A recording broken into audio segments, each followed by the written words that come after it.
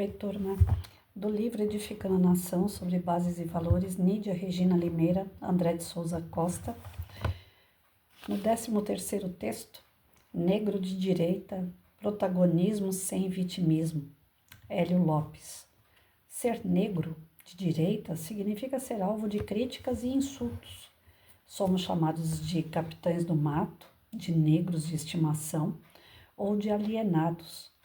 O negro conservador que acredita no mérito e na responsabilidade individual é frequentemente rotulado como traidor de sua raça. Tudo isso porque não aceitamos a narrativa da esquerda, que nos coloca como eternos oprimidos. Mas não há nada mais poderoso do que um negro que se recusa a ser manipulado. Todos sabem que fui criado no Morro do Tempero. Nasci em Queimados, um dos municípios mais violentos do Rio de Janeiro. Vi de perto o que é viver sem saneamento, sem infraestrutura e com pouquíssimas oportunidades. Na minha infância, pegava restos de comida na casa das pessoas para alimentar os porcos. A água encanada só chegou ao morro ao final de 2020 e o local ainda sofre com a falta de saneamento básico. Estudei em escola pública, minha mãe tem 94 anos e quando pergunto a ela sobre parte da nossa história, ela me conta que meu sobrenome Barbosa veio dos nossos antepassados, que trabalhavam na fazenda dos Barbosas, em Minas Gerais. Muitos, ao ouvirem minha história, diriam que eu sou forte candidato ao vitimismo, que tenho todos os requisitos para viver no mimimi, que minha trajetória é prova viva da necessidade de cotas raciais, assistencialismo e reparos históricos. No entanto, eu discordo. A forma como encaramos nossa história determina nosso futuro. Podemos nos colocar como vítimas ou como protagonistas. E quando olhamos para a história do Brasil, vemos muitos negros brasileiros protagonistas de sua própria história. Tivemos personalidades como Barão de Guaraciaba, um negro próspero que acumulou riqueza no Brasil Império. O engenheiro André Rebouças, que frequentava os salões da realeza. Tivemos Machado de Assis, fundador da Academia Brasileira de Letras. Outro exemplo é Rafael, conhecido como Anjo Negro. Pessoa que Dom Pedro I conheceu durante a Guerra da Cisplatina, no Rio Grande do Sul, e levou para cuidar do seu filho Dom Pedro II.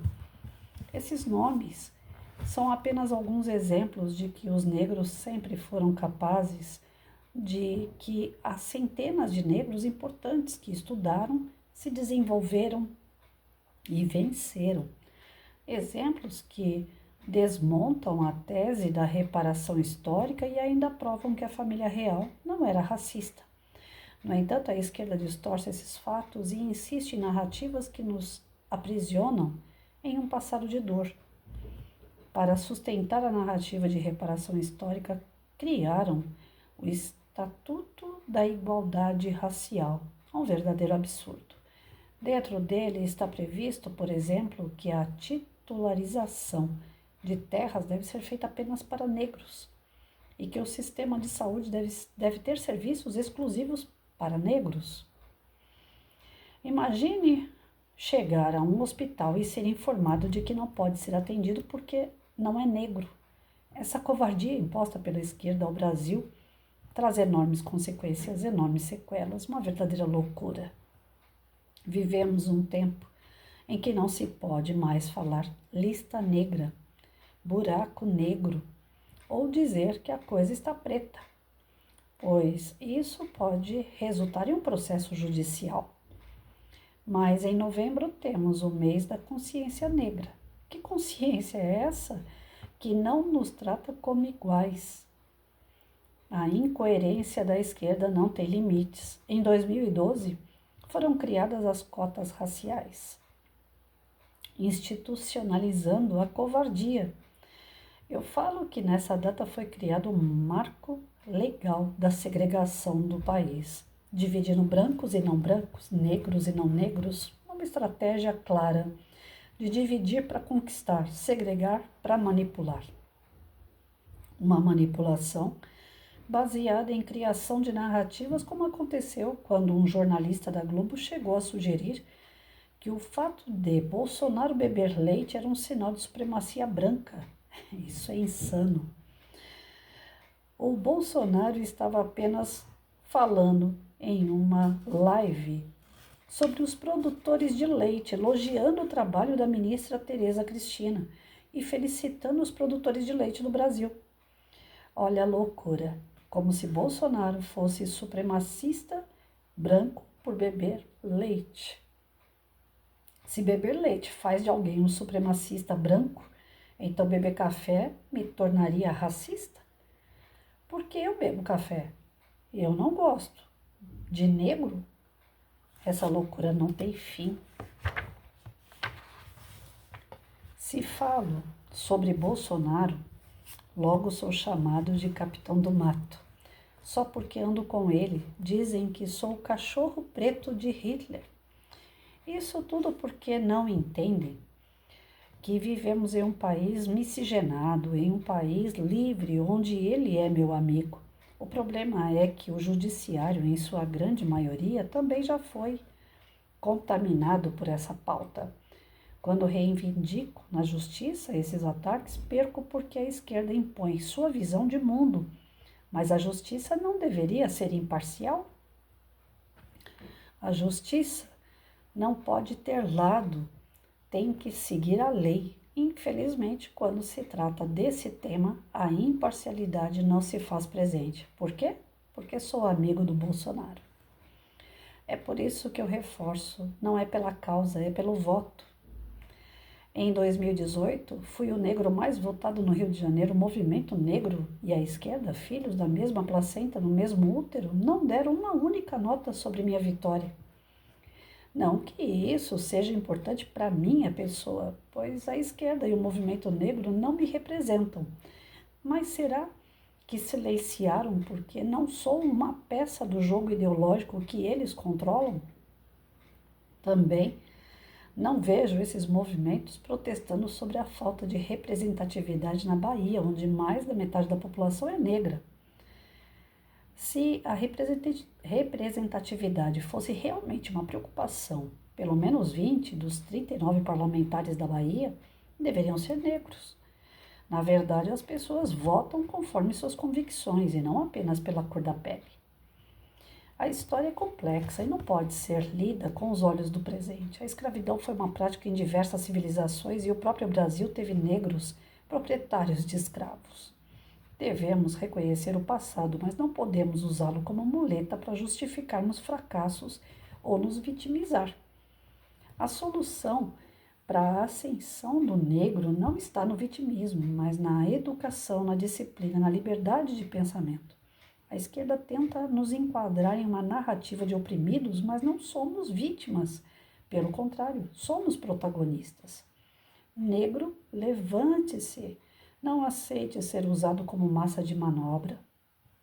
A vitimização nos enfraquece. A meritocracia nos fortalece. O Brasil precisa de negros que pensem por si mesmos, não de negros manipulados por ideologias que não nos representam. O nosso futuro está em nossas mãos e não nas mãos do Estado. Sejam donos da sua própria história, pois quando entendemos que não precisamos de cotas raciais para vencer, que podemos conquistar nosso espaço pelo esforço e competência, nos tornamos uma ameaça ao sistema que sobrevive da vitimização. E por isso não podemos criar benefícios como a cota racial, que retiram o direito dos não negros. Dessa forma, continuarei lutando do parlamento pela cota social, aquela que verdadeiramente leva em conta os mais vulneráveis, sejam eles brancos, pretos, pardos, indígenas, quilombolas. O Brasil é miscigenado e minha cor é o Brasil. Não percam a fé, não percam a esperança. Deus está no controle de tudo. Seguiremos juntos na mudança desse Brasil. O Hélio ele é muito otimista. É muito difícil você pegar ele abatido nas reportagens, nos artigos, nos vídeos que ele faz. É muito difícil pegar ele abatido. Já passou por uma série de situações e grande parte delas eu vejo ele sempre até bem humorado. Por mais que a situação seja gritante, seja perigosa, ele procura manter um bom ânimo, ele procura manter a fé dele em primeiro lugar. É uma pessoa bem otimista em relação ao nosso país. E assim, o que eu vejo diante da amizade que ele tem com o Bolsonaro, a fidelidade que ele tem com o Bolsonaro, não significa que ele é cachorrinho do Bolsonaro, ou capitão do mato, como as pessoas gostam de dizer lá do lado da esquerda, né? Eu vejo que o que existe ali é uma aliança, uma amizade verdadeira, coisa que hoje em dia está um pouquinho defasado, né? As pessoas não têm casamento verdadeiro, não têm amizade verdadeira, não têm identidade verdadeira. Então o negócio está meio complicado. Para aqueles que criticam, está muito complicado. Para aqueles que são agredidos, que são criticados, que são colocados à margem, porque é igualdade, segundo a teoria do amor deles, né? Mas que eu estou vendo cada vez mais à margem, aqueles que não pensam como eles, e eles estão conseguindo articular pessoas umas contra as outras, até porque eles vêm sempre no toma lá da cá, né? Se você fizer tal coisa, você ganha tal coisa. E o brasileiro tá se deixando contaminar com isso, porque ele já está cansado da corrupção, ele já está cansado de políticos que falam e não fazem, que prometem e não cumprem. E o brasileiro está cansado. Tanto é que ele vai lá na urna agora e ele brinca na urna. Ele mostra a sua indignação e o seu cansaço votando em palhaço. Já que ele se sente palhaço, então vamos votar no palhaço. E olha que agora há pouco eu estava até vendo o palhaço, um dos palhaços vai voltar a se eleger agora. E aí é que tá, o que foi que esse cara fez, né? Tem muitos palhaços que vão sair. E o povo cansado vota em palhaço para mostrar que ele está cansado. Só que essa forma não é a forma correta de mostrar sua indignação. A sua indignação tem que ser trabalhando em prol da sociedade. A sua indignação tem que ser votar com seriedade. Ah, mas tem como votar com seriedade num país desse? Ainda tem, né? Porque a nossa grande esperança, como eu falei, eu não sou partido, e volto a repetir, estou lendo um livro que é do partido, do PL, porém eu não sou do PL. Eu sou bolsonarista. Se o Bolsonaro falar para mim, tem outro partido, eu vou para lá, é para lá que eu tô indo. É é o único político. Não acredito grande parte das coisas que até os filhos dele dizem, eu não levo muito a sério. Se bem que tem um que fala coisas bem coerentes, mas tem outro que deixa um pouco a desejar. Então eu não sou políticos. Eu sou bolsonarista, sim, e ele representa tudo aquilo que eu penso, tudo aquilo que eu sinto, tudo aquilo que eu sou. Aí algumas pessoas vão jogar pedrada e falar, nossa, né? Pode jogar pedrada. Eu não vou perder meu tempo de ir no perfil de quem quer que seja para falar mal das pessoas lá. Eu respeito, cada um tem o direito de falar, pelo menos por enquanto, porque até agora há pouco mesmo, eu estava vendo uma reportagem dizendo que a rede social vai ser totalmente controlada. Então, enquanto ela não for totalmente controlada, a gente ainda tem o direito de falar alguma coisa. Tá ficando complicado, né? A turminha do amor aí tá brotando cada tipo de amor que dá medo. Parece que o Hitler ensinou bem, né? E alguns aprenderam. Começa assim. Sabe como é que os judeus eram tapeados? Porque eles não eram, a princípio, agredidos e jogados numa câmara de gás. Vocês acreditam nisso? Que as pessoas, grande parte, soldados em menor número, ganhavam os judeus através da violência? Não era não. Era através das promessas de emprego. Era através das promessas de melhoria de condições de vida, de casas melhores, de lugares melhores, de coisas melhores para os seus filhos. A princípio foi desse jeito. Aí o Hitler, a cambada do Hitler vinha na casa dos judeus, batia com toda a educação do mundo e falava assim, olha, se vocês quiserem se inscrever, nós temos empregos novos, nós temos qualidade de vida para vocês, saiam dessa pobreza, né? E os judeus aceitavam, eles iam de boa naquilo porque acreditavam nas promessas. Eles entravam naqueles caminhões seguiam estradas desertas, iam até onde era o campo de concentração e lá era dito para eles o quê? Aqui vocês deixam seus pertences, suas malas, porque nós vamos conduzir vocês a lugares bons para acolher vocês. Agora, para que não haja nenhum tipo de problema de epidemia, de doença, é bom vocês tomarem um banho, é bom vocês poderem colocar roupas novas, né? E deixa aqui seus pertences. E aí deixava todas as malas, seus pertences de ouro, de joias, né? Coisas de família que tinham valor e entravam na câmara de gás. Não era no chuveiro, era dessa forma. Então, a história está se repetindo e eu não estou fazendo nenhum tipo de show, não, gente. Eu estou falando de história. História está se repetindo. Daqui a pouco a gente está entrando em caminhão e tomando banho, sim, numa câmara de gás. E eu não duvido muito, não. Porque não é que agora os negros vão revidar o que aconteceu na era colonial. É porque quem está no poder não é nem negro nem branco. Quem está no poder só está a fim de dizimar a população. E olha as conversas que tem de vacina. Eu lembro muito bem, porque eu acompanhei passo a passo dessa questão de vacina pela TV. Depois disso eu desliguei a televisão, porque não era tanta nojeira que eu via claramente que eu falei, não tem como ficar acompanhando. A gente tinha na prefeitura de São Paulo o senhor Dória, ele falando o tempo todo que ia passar por cima do Bolsonaro, que ele ia trazer a vacina primeiro que o Bolsonaro. E até que ele conseguiu trazer a vacina, que não era legalizada primeiro que o Bolsonaro. Eu vi, ninguém me contou, o diretor da Anvisa dando reportagem falando: nós não garantimos que essa vacina vai realmente fazer o efeito esperado, porque não teve tempo que a gente pudesse pesquisar e ter a certeza da sua utilização. Nós não tivemos tempo. Todo mundo está querendo correr atrás da vacina para ver quem é o bom, e o Bolsonaro falava assim, eu não tenho pressa, eu não quero a vacina agora, eu quero primeiro a certeza, eu quero que alguém me dê a certeza que vai fazer o efeito certo. Porque senão, ao invés de proteger, eu vou matar todo mundo, e eu sou responsável por isso? Não, eu quero alguém que se responsabilize. E a Anvisa foi lá e falou, nós não nos responsabilizamos. Eu ouvi o diretor da Anvisa falar isso na TV, quando o Dória estava lá mostrando que ele trouxe a vacina primeiro que todo mundo no Brasil. Que São Paulo, a primeira mulher a tomar a vacina seria na mão pelo Dória. E aquela mulher era tudo fajutagem, porque ela não chegou a tomar a vacina e depois foi comprovado pela própria imprensa. Falou, não, a mulher falou que tomou a vacina e não tomou. Era tudo encenação. Então era tanta coisa sórdida naquela época que quem acompanhou o dia a dia viu aquilo. Ninguém precisou contar. Não foi a direita que contou. Apareceu na TV, justamente na TV que era de esquerda. Não entendi o porquê, mas apareceu nela essas coisas. E eu acompanhei, eu vi.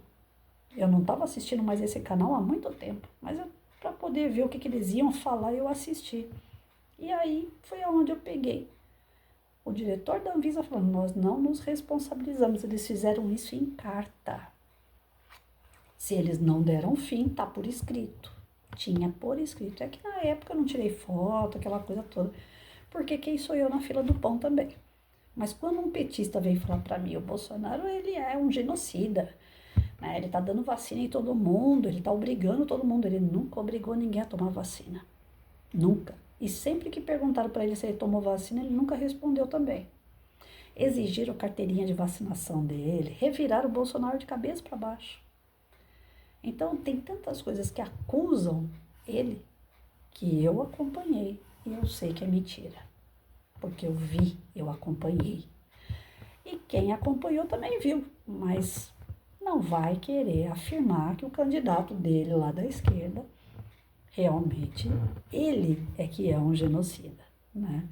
Então a gente fica nesse empate, né?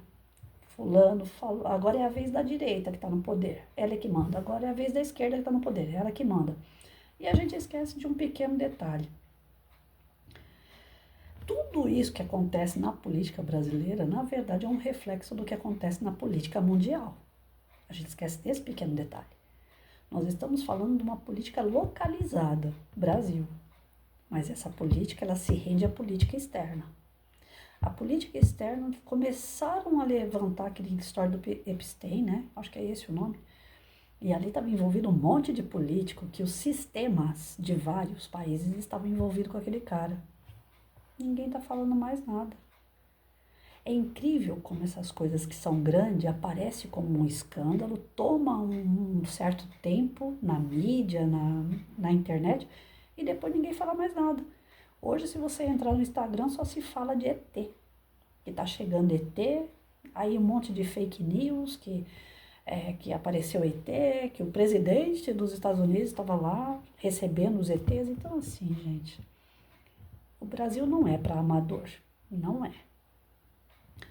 Nós tivemos a colonização, tinha índios aqui. Se alguém tinha que revirar esse jogo todo, já que é para falar de origem, seriam os índios. Sai todo mundo daqui, porque as terras eram dos índios.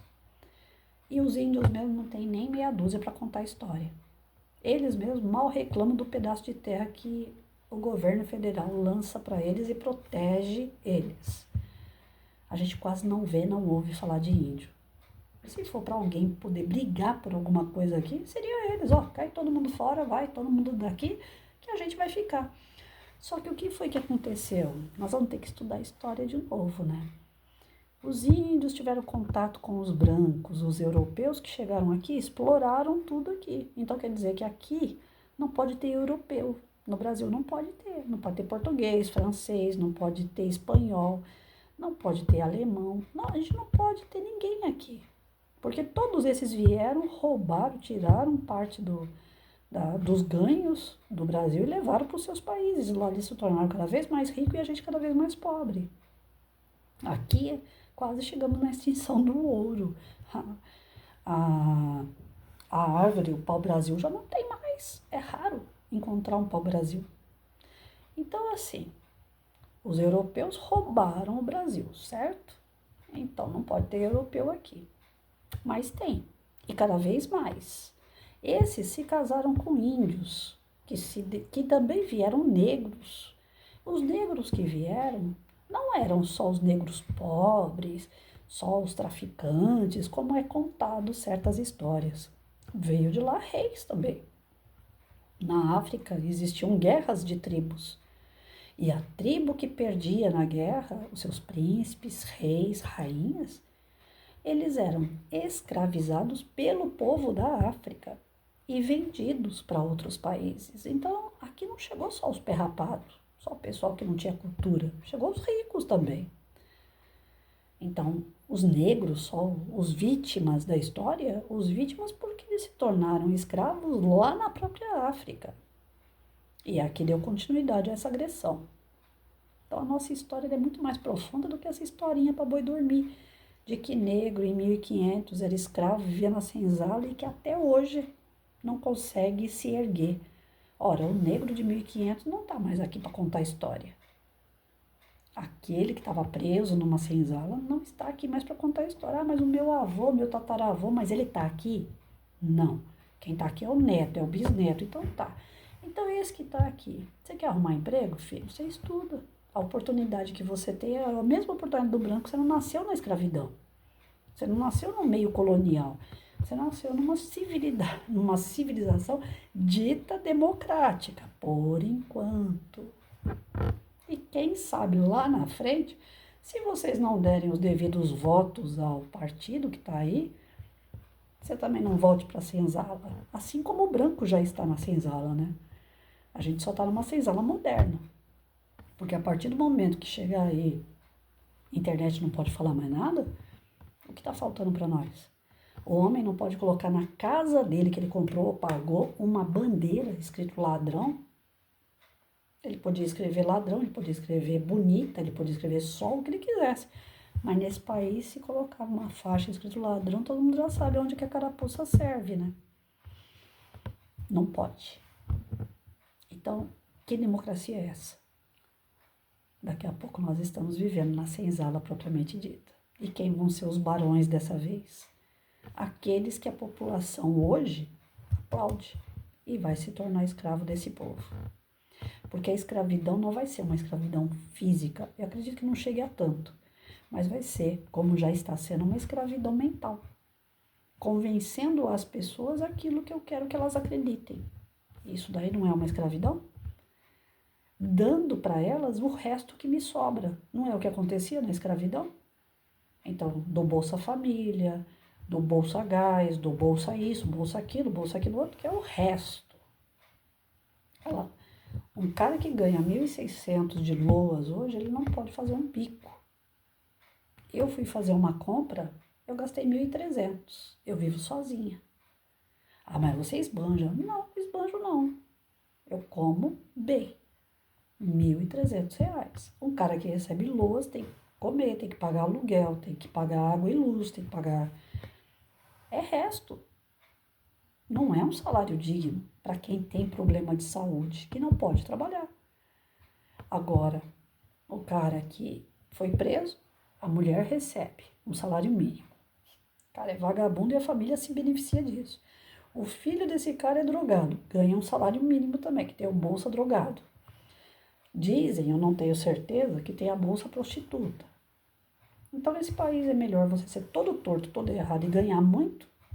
A família inteira, cada um é mais torto que o outro, todo mundo ganha dinheiro.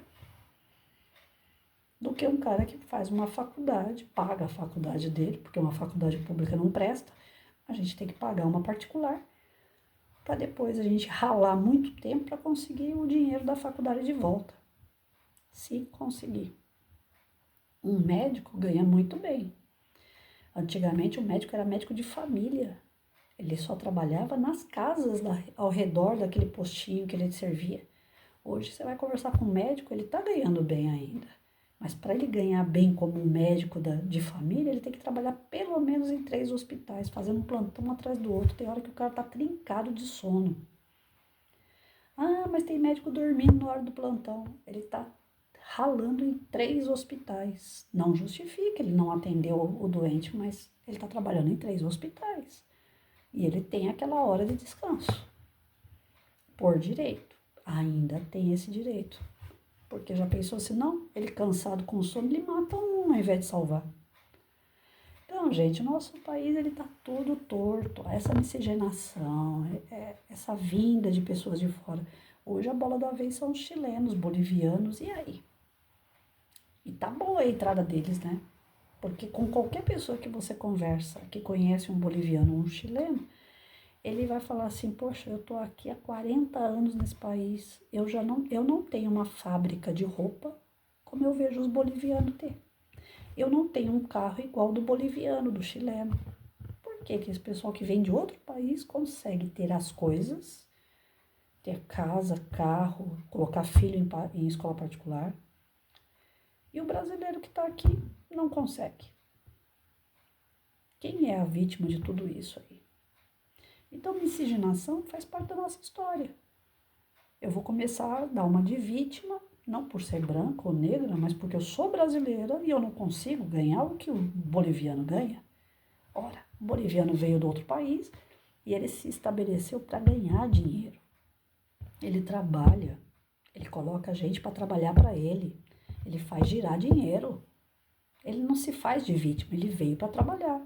Agora o brasileiro se faz de vítima e vive de dinheiro do governo. Então essa questão do negro, do branco, do pobre, do rico, como ele falou, o Hélio disse no texto, a única cota que seria justa seria a cota para uma pessoa que não pode pagar uma faculdade. Uma pessoa de classe pobre, né? Eu, como professora, eu não acho certo nem a classe pobre ter uma cota. Porque não é o dinheiro, não é a cor, não é a altura, não é o sexo, não é o país que está aqui dentro. A capacidade do ser humano depende só dele, não depende de mais nada. Todos nós somos capazes. Eu dei aula para a escola pública, onde os professores falavam assim, você pega muito no pé dos seus alunos, tadinho deles. E eu falava para os alunos, Eu sei que vocês não gostam que eu pego no pé de vocês. Eu sei que vocês gostam de ficar batendo papo, dando risada no corredor da escola com outro professor, falando do final de semana que vocês não fizeram nada. Ficaram em boteco, ficaram jogando snooker, mastigando chiclete atrás da escola. Eu sei que vocês gostam disso. Só que eu não vou fazer o que vocês gostam. Eu vou fazer o que vocês precisam. Eu sou professora de geografia, eu vou entrar na sala e vou dar aula de geografia. E vocês vão prestar atenção na aula. Porque vocês precisam de geografia para fazer as provas da Getúlio Vargas, as provas de vestibular, as provas de concurso. Então eu não estou aqui para fazer o gosto de vocês, eu estou aqui para vocês aprenderem. E vocês vão aprender, porque vocês não vão chegar lá na hora de arrumar um emprego e falar, eu vim de Itaquaquecetuba, eu sou pobre, eu sou preto. Não, você vai chegar lá e vai falar, meu nome é fulano de tal, eu prestei tal concurso e eu passei, tá aqui. Eu sou capaz. Então, quando vinham falar para mim que eu pegava muito no pé de aluno, eu falava, mas o que eu estou fazendo tá certo. Porque independente se ele é pobre ou se ele é rico, ele vai ter que prestar concurso e vestibular junto com o rico. Então, ele tem que ralar. O rico está prestando vestibulinho, está fazendo vestibulinho. Eles não vão fazer, eles não têm dinheiro para isso. Então, eles têm que estudar ainda mais. Eles têm que se esforçar ainda mais. E é por isso que eu pego no pé, sim.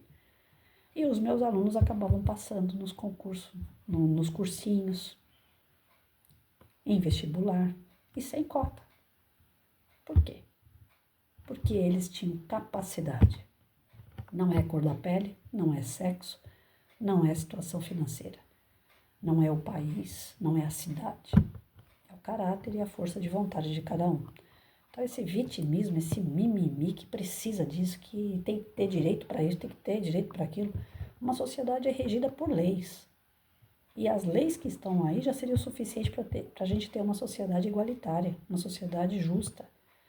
Mas a balança está pendendo para a injustiça. Até porque, como ele citou, a própria justiça está muito cega, muito além do que ela sempre foi.